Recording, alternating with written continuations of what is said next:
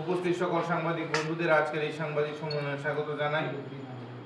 আজকের এই সাংবাদিক সম্মেলনে উপস্থিত আছেন ভারতীয় জনতা পার্টি ত্রিপুরা প্রদেশের সহসভাপতি শ্রী সুবল ভৌমিক মহোদয়, উপস্থিত আছেন আরেকজন সহসভাপতি শ্রী তাপস ভট্টাচার্য মহোদয়, উপস্থিত আছেন প্রদেশ সাধারণ সম্পাদক শ্রী বিপিন দেববর্মা মহোদয়।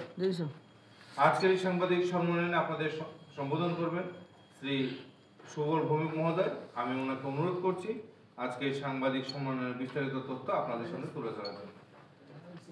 আমাদের আজকের এই সাংবাদিক সম্মেলনে যারা সাংবাদিক বন্ধুরা এসছেন এবং আমার সঙ্গে আমাদের senior vice president Tapas Bhattacharya, আমাদের জেনারেল সেক্রেটারি বিপিন দেববর্মা এবং সুনীত সরকার যিনি প্রবক্তা আছেন, মিডিয়া ইনচার্জ। তো শুরুতেই আমি রাজ্যে গত প্রায় 24 ঘন্টার উপর, প্রায় 48 ঘন্টা হতে চললো, রাজ্যের মানুষের একটা অ্যাংজাইটি সবাই জানতে চায়। কারণ আমাদের জনপ্রিয় প্রদেশ সভাপতি তথা রাজ্যসভার সাংসদ উনি একটা বেসরকারি হাসপাতালে চিকিৎসাধীন আছেন। কেমন আছেন সবাই জানার একটা আগ্রহ, কিন্তু আমাদের রাজ্যবাসী শুভেচ্ছায় এবং মাতা ত্রিপুরা সুন্দরী আশীর্বাদে উনি দ্রুত সুস্থ হয়ে উঠছেন এবং তার জন্য আমরা যারাই হাসপাতাল কর্তৃপক্ষ যারাই এই চিকিৎসা দিনরাত পরিশ্রম করে এবং ওনাকে সুস্থ করে তুলছেন তাদেরকে সবাইকে আমি আন্তরিক শুভেচ্ছা জানাচ্ছি আমরা প্রদেশ থেকে। পাশাপাশি আমাদের সরকার কয়েকটা গুরুত্বপূর্ণ সিদ্ধান্ত নিয়েছে, যেমন এই সরকারের ভ্যারাইটিস ডিপার্টমেন্ট প্রায় 400-এরও অধিক অ্যাপয়েন্টমেন্ট দেওয়া হচ্ছে, এমপ্লয়মেন্ট দেওয়া হচ্ছে। তারপরে সেটা আপনারা জানেন যে এই সরকার আসার পর থেকে রাজ্যের আনএমপ্লয়ি যারা বা আনএমপ্লয়েড ইউথ তাদের জন্য সরকার অত্যন্ত সংবেদনশীল এবং তাদের যাতে সরকারি জব সৃষ্টি করা যায় বিভিন্নভাবে চেষ্টা করে যাচ্ছে তাদেরকে এমপ্লয়মেন্ট দেওয়ার জন্য। পাশাপাশি আমাদের সরকার দুটো ইউনিভার্সিটি, একটা টেকনিক্যাল ইউনিভার্সিটি আরেকটা ওমেন্স কলেজকে আপগ্রেডেড করে ওমেন্স ইউনিভার্সিটি, যেটা আমাদের রাজ্যে প্রথম হচ্ছে। আমরা ত্রিপুরা প্রদেশ বিজেপির পক্ষ থেকে রাজ্য সরকারকে আমরা শুভেচ্ছা জানাই এবং এটা এই রাজ্যের জন্য এবং সময় উপযোগী সিদ্ধান্ত। এই সিদ্ধান্তে এই রাজ্যের ছাত্রছাত্রীরা বিশেষভাবে উপকৃত হবে। পাশাপাশি রাজ্যে সাময়িক কিছু ঘটনা যেগুলো অনভিপ্রেত ঘটনাও হতে পারে, এগুলো নিয়ে আমরা সবসময়, কারণ ভারতীয় জনতা পার্টি তার রাষ্ট্রবাদী চিন্তা চেতনা, তার মধ্যে যে দেশাত্মবোধ, জাতীয়তাবোধ এবং দেশপ্রেম এবং শান্তি সম্প্রীতি ঐক্য সংহতির মধ্য দিয়ে ভারতীয় জনতা পার্টি সারা ভারতবর্ষে একটার পরে একটা রাজ্যে নির্বাচনে জয়লাভ করছে।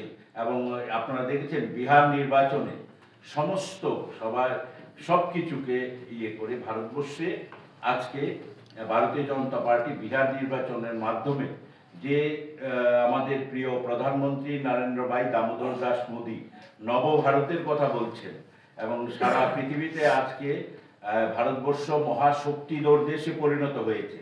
বিশেষ করে 2014 সালে যখন ভারতীয় জনতা পার্টি সরকার শপথ নিয়েছে নরেন্দ্র মোদীজির নেতৃত্বে, তার প্রায় আজকে 11 বছর, এই যে সবকা সাথ সবকা বিকাশ থেকে বিকশিত ভারত, এই সময়টার মধ্যে ভারত কি ইন্টারনাল কি এক্সটার্নাল অন্তর্দেশীয় বা বহির্বিশ্বে এতটাই শক্তি সঞ্চয় করেছে যে আজকে বহির্বিশ্বে সমস্ত দেশ ভারতবর্ষকে এবং ভারতবর্ষের প্রধানমন্ত্রীকে অত্যন্ত শ্রদ্ধার চোখে এবং ভারতবর্ষকে এখন সবাই শ্রদ্ধা এবং সমীহ করে সেই জায়গাটা। এবং যে কারণে অনেকেই জিজ্ঞেস করেছে যে বিহার নির্বাচনে এত ব্যাপক জয় কেন হলো।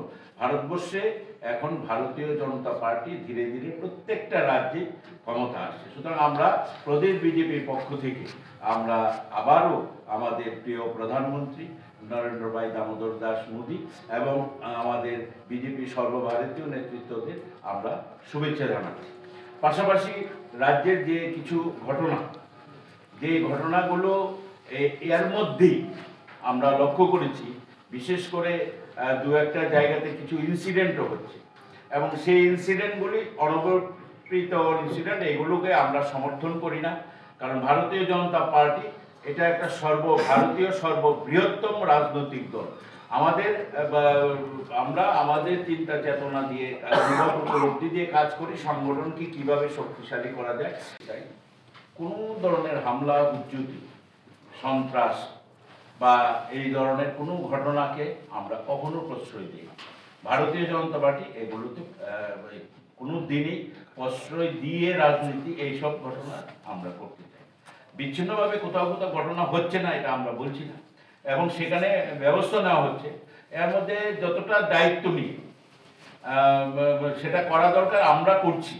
এখন তার মধ্যেও কিছু ঘটনা এই খুমলুংকে কেন্দ্র করে, যার মধ্যে কিছু কিছু এখানে আছে যারা দীর্ঘদিন ক্ষমতায় ছিল, তারাও মনে করছে যে ঘোড়া জলে মাছ শিকার করা যায় কিনা। কিন্তু এটা সম্ভব হবে না।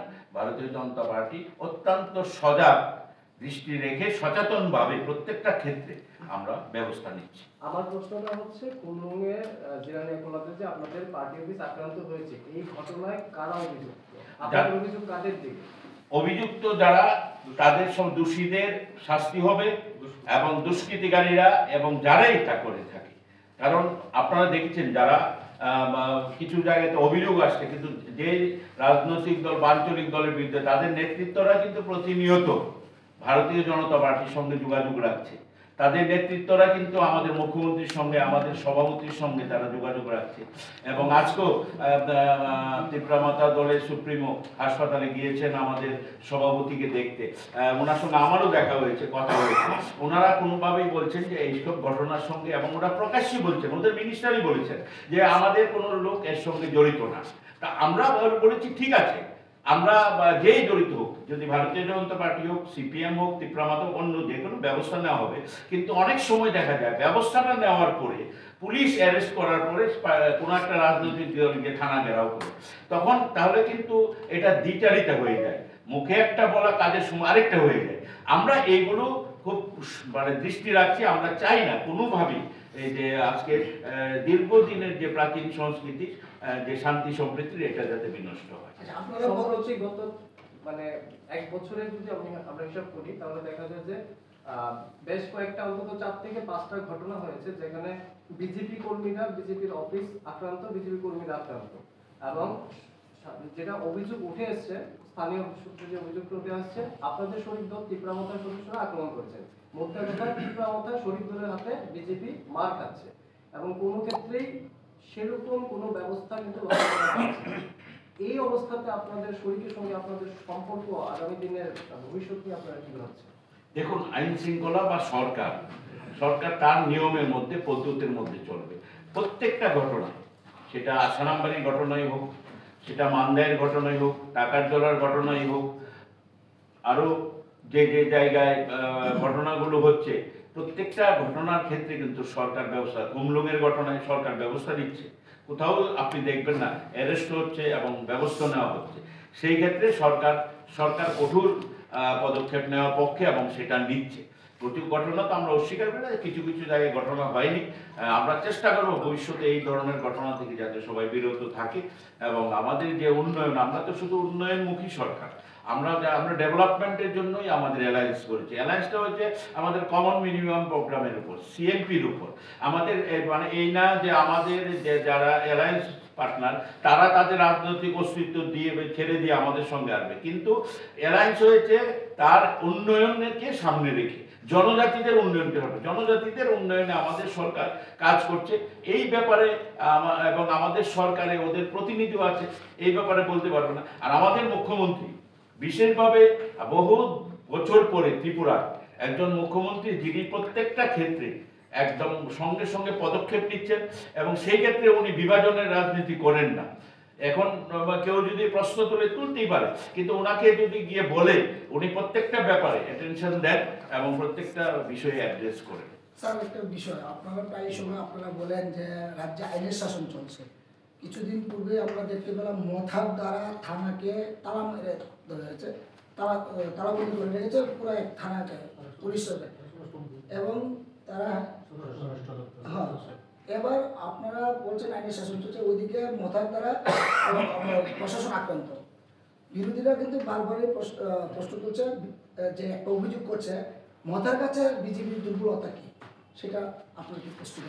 এটা আমি বলবো মানুষের কাছে কিভাবে পৌঁছানো যায় তার জন্য আমরা কাজ চালিয়ে যাচ্ছি, এবং বিশেষ করে জনজাতি অঞ্চলে আমাদের যারা জনজাতি নেতৃত্ব এবং আমাদের প্রিয় মুখ্যমন্ত্রী ডক্টর মানিক শাহ প্রফেসর মানিক শাহর নেতৃত্বে যেভাবে উপজাতিদের মানে জনজাতিদের উন্নয়নে প্রতিনিয়ত ধারাবাহিকভাবে কাজ করে যাচ্ছে, তাতে হয়তোবা কোথাও মনে হয় যে ভারতীয় জনতা পার্টি যে জনজাতিদের মধ্যে যেভাবে প্রভাব বিস্তার করছে, আগামী দিনে এই রাজ্যে একটা পার্মানেন্ট শান্তি সম্প্রীতি ঐক্য সংহতির দিকে যাচ্ছে এবং উন্নয়নের দিকে যাচ্ছে। তো সেখানে হয়তোবা কিছুটা ব্যাঘাত সৃষ্টি করার জন্য খুব একটা ষড়যন্ত্র করে কোথাও যারা আমরা সারা রাজ্যে ভারতীয় জনতা পার্টির সংগঠনের কাজ চলছে সাবরুম থেকে ধর্মনগর, বিচ্ছিন্নভাবে দু একটি পকেটে এই ঝামেলাগুলো হচ্ছে, এবং এটা দিয়ে এই সরকারের ভাবমূর্তিকে কালিমালিপ্ত করার জন্য আমরা এই ঘটনাগুলো থেকে মানে নিন্দা জানাই, ধিক্কার জানাই। পাশাপাশি আমাদের সরকার প্রত্যেকটা ঘটনায় যেভাবে অ্যাড্রেস করেছেন, প্রত্যেকটা ঘটনায় অত্যন্ত সিরিয়াসলি নিয়েছেন, এবং প্রত্যেকটা ঘটনায় দেখেছেন আপনারা প্রশাসনিকভাবে স্টেপ নেওয়া হয়েছে তাতে যাতে এই রাজ্যের মানুষ অন্তত আশ্বস্ত থাকে আইন শৃঙ্খলার ক্ষেত্রে। কিন্তু আইন শৃঙ্খলার ক্ষেত্রে বিরোধী দল অভিযোগ করে যারা দীর্ঘ 25 বছর ক্ষমতায় আছে তারা বলছে আইন শৃঙ্খলা, তারা কোথায় আইন শৃঙ্খলার ব্যাঘাত হয়েছে? আমাদের মুখ্যমন্ত্রী তথা স্বরাষ্ট্রমন্ত্রী প্রতিটা ক্ষেত্রে নিরপেক্ষতা বজায় রেখে প্রত্যেকটা ক্ষেত্রে স্টেপ নিচ্ছে। আমরা কি দেখেছি অতীতে? আইন শৃঙ্খলা মানে এই ভারতীয় জনতা পার্টির শাসনে এই রাজ্যে একজন বিধায়ককে খুন হতে হয়নি, একজন মন্ত্রী খুন হতে হয়নি, ওই গিয়ে এসডিএম এর চেম্বারে ঢুকে কেউ গুলি করে হত্যা করেনি। একটা ঘটনাও দেখাতে পারবে না যে ঘটনা এই সরকার মদত দিয়ে বা এই সরকারের সময় হয়েছে। ছোটখাটো বিচ্ছিন্ন কোনো ঘটনা হলেও সরকার সেটাকে নিরপেক্ষ দৃষ্টিভঙ্গি দিয়ে এটা একটা ভূমিকা নিচ্ছে, প্রশাসনিক ভূমিকা নিচ্ছে। এবং পাশাপাশি জনজাতি অঞ্চলও দেখেছেন জনজাতিরা এবং মূলশ্রুতি আজকে আসছে, এবং জনজাতিরা খুব উৎসাহ উদ্দীপনার মধ্য দিয়ে ভারতীয় জনতা পার্টি এবং তার সাংগঠনিক কাজকর্ম করে যাচ্ছে। তাতে ব্যাঘাত সৃষ্টি করার জন্য বিচ্ছিন্নভাবে যেসব ঘটনা হচ্ছে সেইগুলিকেও আমরা খুব মানে সিরিয়াসলি নিয়ে আমাদের সরকার যেমন পদক্ষেপ নিচ্ছে, দলীয়ভাবে সাংগঠনিকভাবেও আমরা পদক্ষেপ নিচ্ছি কিভাবে আমাদের সংগঠনকে শক্তিশালী করা যায়, পাহাড়ের শান্তি সম্প্রীতি ঐক্য সংহতি বজায় রেখে।